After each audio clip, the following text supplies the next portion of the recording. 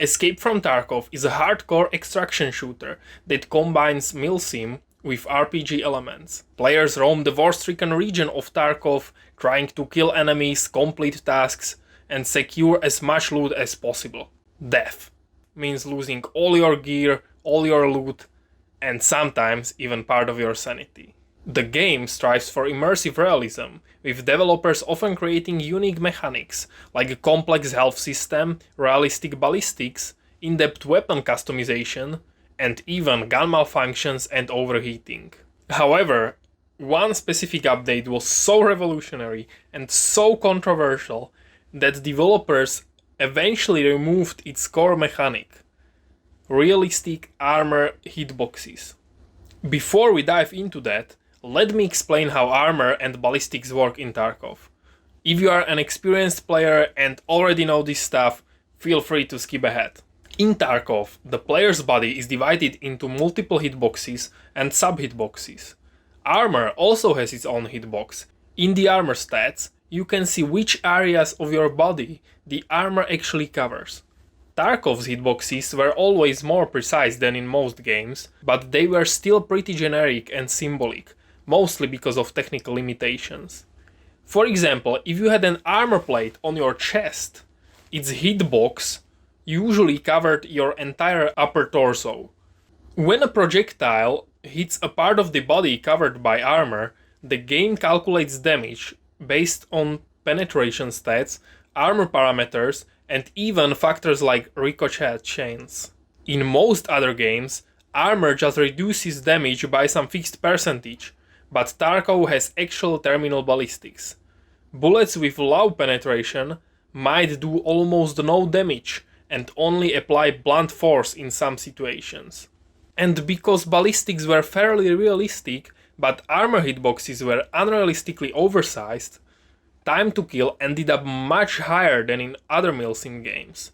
This created an economy revolving almost entirely around high penetration ammunition.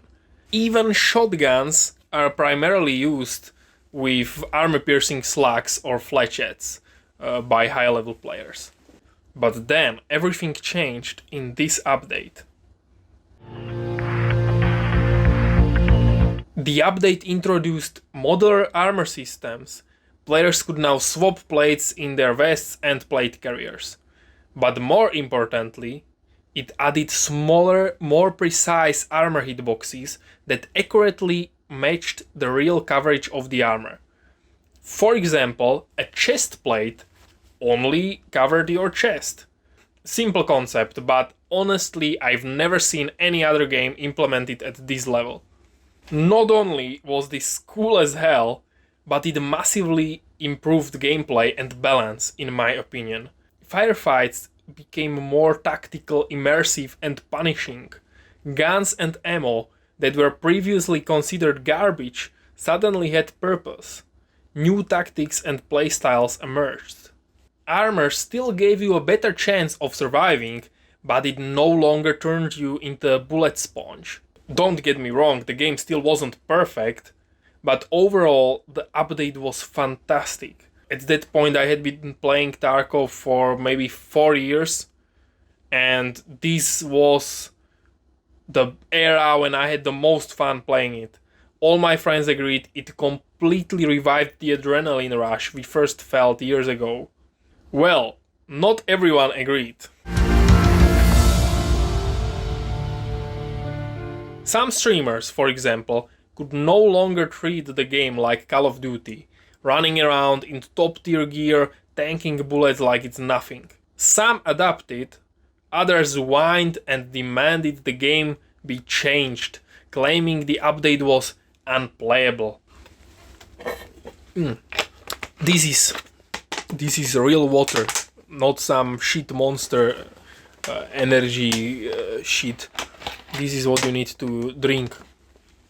To understand why this mattered, you need to know that streamers have enormous influence on Tarkov's development. The devs rely on them to popularize the game to mainstream audiences, so their complaints carry weight. And this highlights a deeper problem, a vicious cycle. Streamers push for less realism, and attract more mainstream players. These normie players push for even less realism, and this all makes a lot of hardcore players leave the game. So the game becomes even more mainstream, more suitable for normie players. So this cycle repeats and becomes worse and worse. Opponents of increasing realism often quote Nikita on as realistic as playable. But what even counts as playable?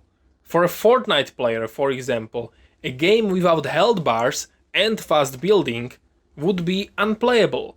For a Counter-Strike player, a game with realistic ballistics and no crosshair would be unplayable. For a Call of Duty player, having no minimap, no name tags, no hit markers, no ammo counter is unplayable. So clearly you can see playable means something different for every player. And for every type of game, this line is somewhere different. Personally, I think it's unplayable when a supposed milsim allows run and gun bullet sponge gameplay. But what do I know, right? We can hopefully at least agree Nikita's vague quote isn't a valid justification for reversing anything.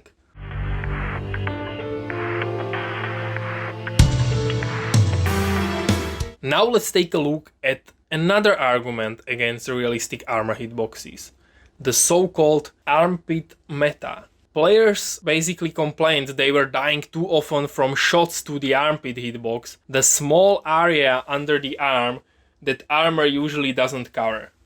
This, however, is a plain perception bias similar to famous survivorship bias. The armpit hitbox isn't large at all, you are far more likely to get shot in chest, stomach or back, areas that armor usually protects most reliably. Nobody complains when they get shot there, even though it happens constantly. They actually complain about the armpit, because that is where their armor doesn't protect them. Not only is this a terrible argument for reverting the update, it actually proves the new system was working.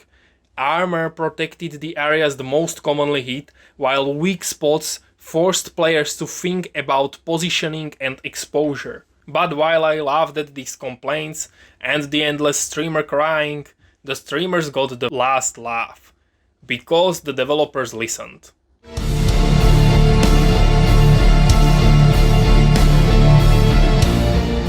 Not only did they scrap the new hitboxes, they made armor coverage even larger than before. Look at this, what in the Roblox is this? They also buffed armor. You might think that's absurd enough, but then the devs doubled down and increased time to kill even more by moving the neck from the head hitbox to the thorax hitbox, so now players can survive being shot in the neck, which is completely insane and ridiculous, especially given the recent events. After all this, I gave up and finally escaped Tarkov.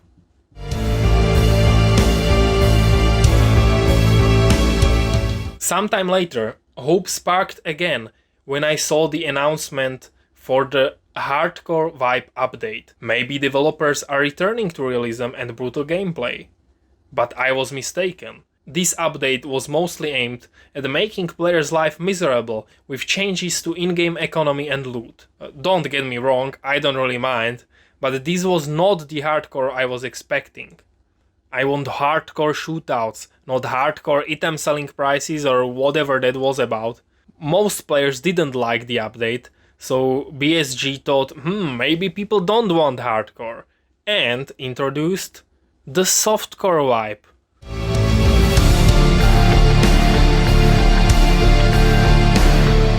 This update obviously reversed in-game economy changes, which okay, I don't really care, but it also made the gameplay even more stupid by increasing carrying capacity and overweight tolerance of player characters.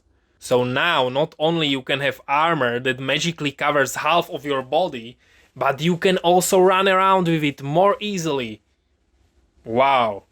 At this point, it feels like developers have gave up on their original goal of creating atmospheric immersive milsim. Now they are just trying to get more players by making the game easier.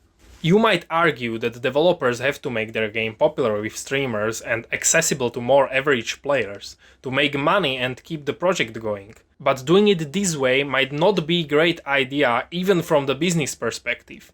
This way, Tarkov will become just another FPS game, and once the extraction shooter trend wears off, those normie players and streamers will move on to another game.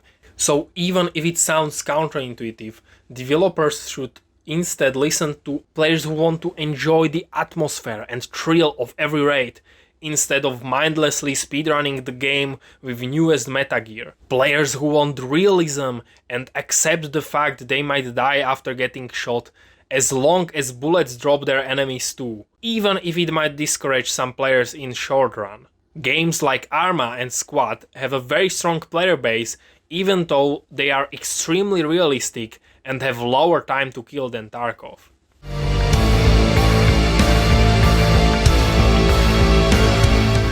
Look, you might not agree with everything I say, you might have different ideas about ideal level of realism and balancing and other stuff, but if you feel in your heart that Tarkov is not going the right way, if you agree that scrapping revolutionary updates and awesome game mechanics just because of few streamers is not a good choice, like, comment and share this video to help me spread the word and help me spread the message that we want Tarkov to be unique, we want it to be hardcore experience, atmospheric, immersive, and we don't want it to be just another game people play for a few hours and then jump to something else. I've never actually made any video essay before. My English is probably not good and I'm not experienced in this. If you look at my channel,